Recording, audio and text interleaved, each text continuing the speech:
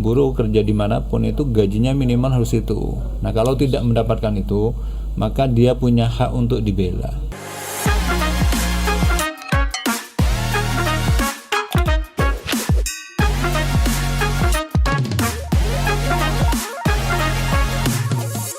Assalamualaikum warahmatullahi wabarakatuh.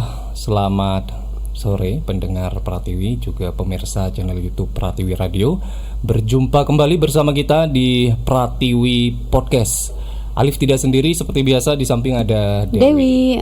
Kemudian juga di narasumber kita Dewi ya. Benar sekali. Salah satu advokat atau pengacara. Wah. Tentunya banyak sekali yang akan kita ulik ya, baik dari profesi beliau ataupun juga kesibukan mungkin saat ini. Bisa berbagi pengalaman ilmu juga, Li. Iya, benar sekali.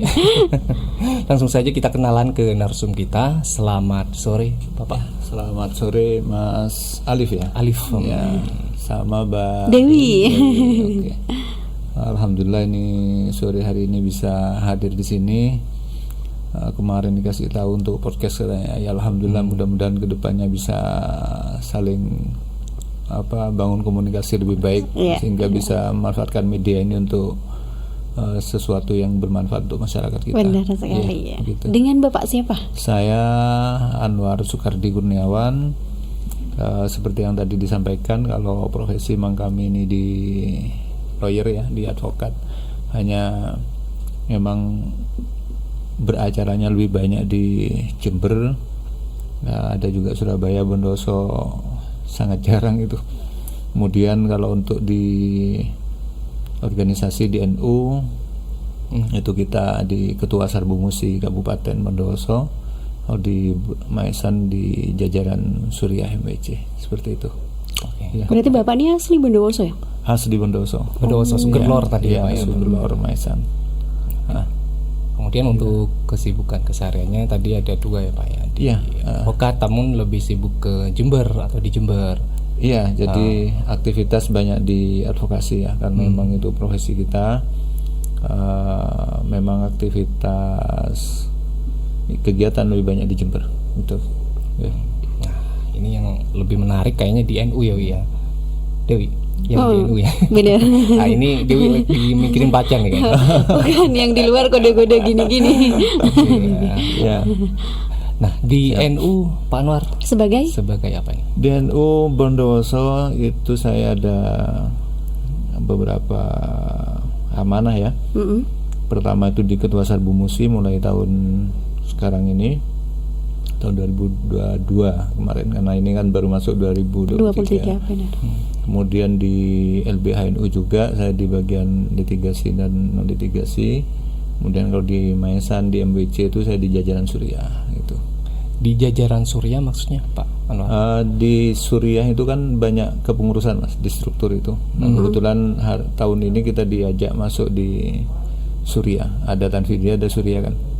Kalau di organisasi lain itu Suriah itu penasehat atau pembina, gitu ya. Semacam pembina. Kalau Tanfid itu eksekutifnya, itu. Untuk kantornya di mana? Ini kantor yang mana nih yang ditanyakan? Kantor NU. Kalau di Maesan di MWC itu ke Barat Pasar Maesan itu. Kalau kantor Sarbu Musi masih gabung di PCNU. Kantor LBH NU juga gabung di PC, masih di situ, ruangannya ada di lantai 2 gitu. Berarti masih deket-deket juga ya Pak dengan rumah? Iya, kalau di Maesan ya. Jadi lokasinya berada di Maesan. Untuk yang apa tadi? Sarbu Musi. Kalau Sarbu Musi Bondowoso. Yang kantor PWCNU-nya ya Pak? Iya, MWCNU-nya. Majelis Wakil Cabang tuh kan ya, di Suriah. Biasanya Suriah itu posisinya kiai-kiai itu. Jadi ini agak Agamais ya. Jadi saya kan bukan kiai gitu kan, dimasukkan di Suriah itu. Jadi yang tidak tahu orang-orang gitu. Kita sudah ya bilangkan, tapi teman-teman minta tetap di Suriah karena memang mungkin basic pendidikan saya salah satunya adalah saya alumni dari Pondok Pesantren Sidogiri. Oh, alumni dari Sidogiri. Kan nambah pengalaman juga, Pak. Iya, betul. Kumpul bareng kiai-kiai. Kemudian sebenarnya yang di NU itu memang NU Bondowoso itu punya dinamika yang luar biasa menarik sebenarnya, terutama di Sarbu Musi itu, di Serikat Buruh, karena perburuan itu di Bondowoso seperti sesuatu yang masih sangat asing gitu. Padahal bagaimanapun kalau kita lihat yang namanya buruh itu kalau dalam bahasa lain itu mungkin karyawan ya. Karyawan. Itu kan faktor penting dalam menggerakkan roda ekonomi itu. Nah, ini jarang perhatian kita ke sana. Padahal sebenarnya mereka ini orang yang sangat berjasa. Itu. Bahkan ada buruh migran ya yang bekerja di luar negeri itu kan duta devisa kita. Itu luar biasa. Nah, di kalangan kita pun sebenarnya kalangan buruh ini punya jasa yang luar biasa. Hanya orang kadang-kadang menganggap mereka itu di kelompok pinggiran ya, padahal tidak gitu. Kalau kita kan di NU itu lebih melihat orang itu seperti perspektif agama. Jadi kemuliaan itu tidak diukur dari status sosialnya, tidak diukur dari hartanya, tapi bagaimana dia bisa produktif dalam kebaikan. Jadi kita melihat di sana. Makanya ya alhamdulillah sejak tahun 55 ya Sarbu Musi itu didirikan sama NU, sehingga NU yang orang mungkin melihat itu karena Nahdlatul Ulama, jadi dilihatnya itu organisasinya para ulama, padahal sebenarnya di dalamnya itu membina banyak kalangan, termasuk di dalamnya adalah kaum buruh. Iya, begitu. Bisa disampaikan ulang nggak singkatan dari Sarbu Musi? Kalau punya buruh tadi ya? Iya, Sarbu Musi itu Serikat Buruh Muslimin Indonesia. Itu didirikan tahun 55. Waktu itu sejarahnya NU masih di parpol, masih masuk di partai politik. Iya. Karena kan namanya juga ingin penguatan ke grassroots. Karena bagaimanapun warga NU ini kan faktanya memang menjadi organisasi terbesar ya. Bahkan di dunia itu organisasi ormas Islam terbesar di dunia sampai hari ini, di Indonesia apalagi.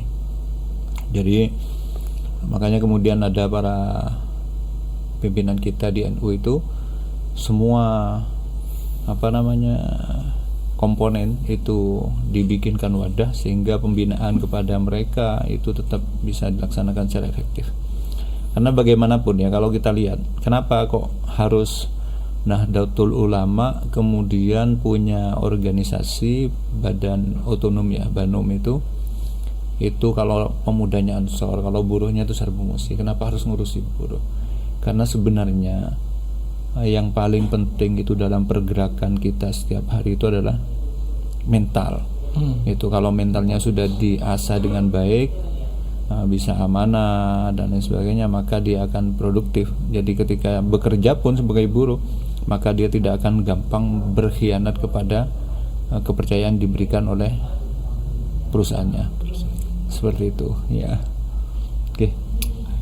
Berarti Sarbu Musi di Bondowoso nih ya juga ngurus buru-buru di Bondowoso gitu ya Pak? Ya, jadi Sarbu Musi ini kan gerakannya lebih pada ya. Jadi kalau secara umum itu seluruh serikat buruh itu sama dengan Sarbu Musi. Jadi lebih intens pada advokasinya. Karena buruh itu kan punya hak. Hak yang dilindungi undang-undang gitu ya. Nah, maka termasuk mendapatkan honor yang sesuai, upah sesuai UMK ya. UMK itu harus tidak boleh di bawah UMP dan sebagainya. Kalau Bondowoso itu hari ini UMK-nya untuk 2023 itu 2.154 sekian gitu ya. Nah, sebenarnya semua buruh kerja dimanapun itu gajinya minimal harus itu. Nah, kalau tidak mendapatkan itu, maka dia punya hak untuk dibela. Jadi kalau dia, artinya kalau kita di Sarbu Musi ini, kebetulan kami juga di advokat, jadi memang kalau ada keluhan dari teman-teman buruh atau karyawan perusahaan minta pendampingan kepada kami, baik itu sudah menjadi anggota atau belum, pasti kami akan bantu. Itu jadi kepada seluruh masyarakat yang kebetulan berprofesi hari ini sebagai buruh di satu perusahaan, kalau ada butuh ya bantuan pendampingan hukum, ya datang aja ke Sarbu Musi gitu, nanti kita pasti bantu. Itu gratis ya Pak? Ya gratis. Ya memang programnya seperti itu. Nah hak buruh itu kan banyak ya, jadi ya termasuk dipekerjakan dalam jam kerja yang manusiawi. Kalau harus lembur maka ada tambahan harusnya begitu. Nah itu, nah kemudian tentu kami hadir di masyarakat itu misinya yang terutama memberikan bantuan hukum itu. Makanya nanti mungkin dalam waktu dekat ini kita akan sebar banyak pemberitahuan ya, pakai banner dan lain sebagainya untuk memberi informasi masyarakat tentang keberadaan kami yang siap untuk membela hak-hak kaum buruh yang ada di Bondowoso. Apalagi sekarang UMK udah naik dan kayaknya nggak semua diterapkan ya Pak? Ya, jadi ini memang begini ya. Mulai dulu itu sejarahnya Serikat Buruh itu berhadapan-hadapan dengan pengusaha. Itu biasa. Itu sudah menjadi sesuatu yang hampir menjadi kasus di semua daerah. Gitu. Kalau Bondowoso hanya 2.140 ya 154. Kalau Sidoarjo sama Pasuruan itu sudah 4 jutaan UMK-nya. Karena memang daerah industri ya. Nah, memang semuanya bergantung pada dinamika ekonomi di tiap daerah. Tapi memang yang kita harapkan itu bahwa para pengusaha itu punya kesadaran bahwa sebenarnya bagian dari perusahaannya itu yang paling produktif, yang paling bisa menghasilkan itu manusia. Ya yang namanya buruh itu dibandingkan dengan komponen yang lain. Itu komputer itu secanggih apapun dia tidak bisa melewati kemampuannya. Tapi manusia masih bisa itu. Buruh itu bisa. Jadi makanya ada hak buruh itu untuk mendapatkan pelatihan gitu, untuk meningkatkan kualitas kemampuannya. Gimana sih perkembangan buruh yang ada di Kabupaten Bondowoso udah termasuk sejahtera semuakah 100% bahkan mungkin atau malah sebaliknya? Ya jadi kita ngukur sejahtera ini kan perspektifnya orang beda-beda. Kalau dari segi UMK itu Bondowoso tidak tergolong tinggi gitu, jadi masih masuk rendah. Karena kalau kita pikir itu 2.154 sekian, itu kan berarti satu hari tidak sampai 100.000 itu. Nah kemudian sekarang ini living cost ya, biaya hidup itu seperti apa. Maka kalau ada buruh dengan punya keluarga tanpa punya penghasilan sampingan itu agak susah mau hidup sejahtera seperti itu. Nah tapi kita untuk mengukur apakah di Bondowoso ini apakah sudah sesuai UMK semua perusahaan atau di bawahnya atau di atasnya, itu pastinya yang punya data valid itu adalah Disnaker dalam hal ini. Tapi kami di Sarbu Musi berharap bahwa memang terutama kepada para pengusaha, karena aturan yang dibuat pemerintah itu untuk mengatur keteraturan sosial. Artinya kami kalau dari Sarbu Musi itu berharap para pengusaha itu standar menghargai jasa daripada kaum buruh di semua perusahaan itu disesuaikan dengan manfaat yang didapat dari mereka. Kemudian juga jangan lupa untuk memberikan upah atau gaji yang kira-kira secara ekonomi dalam kehidupan keluarganya itu cukup gitu. Karena kalau UMK ini memang ya saya pikir kalau Bondowoso UMK-nya 2.154 sekian, itu ya susah kalau untuk repot kalau untuk mau hidup sejahtera. Hidup sendiri aja tuh agak repot, apalagi buruh yang punya keluarga. Logikanya kan gitu. Tapi mungkin dalam hal ini pemerintah daerah atau pimpinan kita di sini itu memang ya Bondowoso masih daerahnya seperti ini ya, bukan daerah industri, jadi untuk ngangkat juga agak susah. Karena seperti yang tadi kita sempat diskusikan bahwa memang upah itu bagian dari ongkos produksi kan gitu. Maka setiap pengusaha akan berhitung bagaimana dia tetap bisa menggaji karyawannya tapi usahanya tetap jalan. Hanya yang kami minta itu dari Serbu Musi kepada seluruh pengusaha itu ya jangan dolim lah, artinya kalau punya penghasilan besar ya karyawannya dibikin sejahtera juga gitu. Kecuali memang pengusaha-pengusaha yang masih baru, pengusaha kecil ya itu mungkin kita akan bantu untuk ngebangun komunikasi dengan teman-teman buruh kalau memang belum bisa membayar sesuai MK. Tapi kita juga di Serbu Musi kan punya banyak jaringan ya, jadi pengusaha-pengusaha mungkin nanti kita juga bantu, apalagi pemula itu kita bantu untuk dikomunikasikan dengan institusi lain untuk biar bisa berkembang gitu. Karena kita kan juga sering diajak diskusi oleh perbankan dan sebagainya gitu. Itu insya Allah kita bisa bantu juga biar pengusaha di Bondowoso itu bisa usahanya bisa bangkit, kemudian buruhnya juga bisa sejahtera.